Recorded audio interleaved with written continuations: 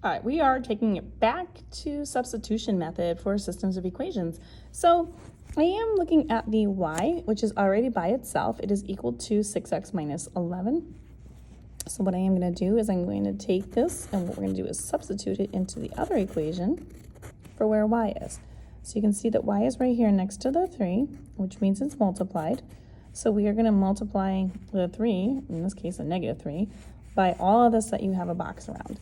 So we're going to rewrite this as negative 2x minus 3, and then in parentheses we're going to put this 6x minus 11, and it's equal to negative 7. Now we do need to do a little bit of distributive property. So we do have this, and we have this. So we're going to have negative 2x, negative 3 times positive 6 is going to be negative 18x. Negative 3 times a negative 11 is going to be a positive 33. And that is going to equal negative 7.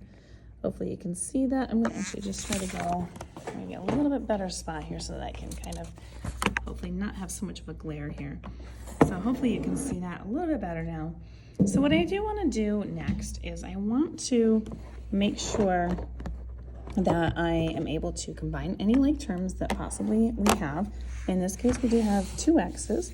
So I'm going to combine these two pieces right here.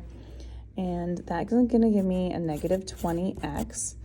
And then I have the plus 33 equals negative 7. Now I want to make sure that I get x by itself.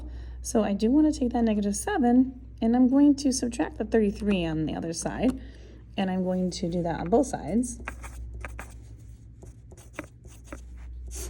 And that's going to give me negative 20x is equal to a negative 40. Now I want to do division because this is multiplication here. So I'm going to divide both sides by negative 20. Those x's, or now the 20's all canceled out. X is by itself. And negative 40 divided by negative 20 gives me a positive 2. So I now solved for just the x value. So what I want to do is go back up to that. Probably the first equation, it probably makes more sense. I do want to solve for the y.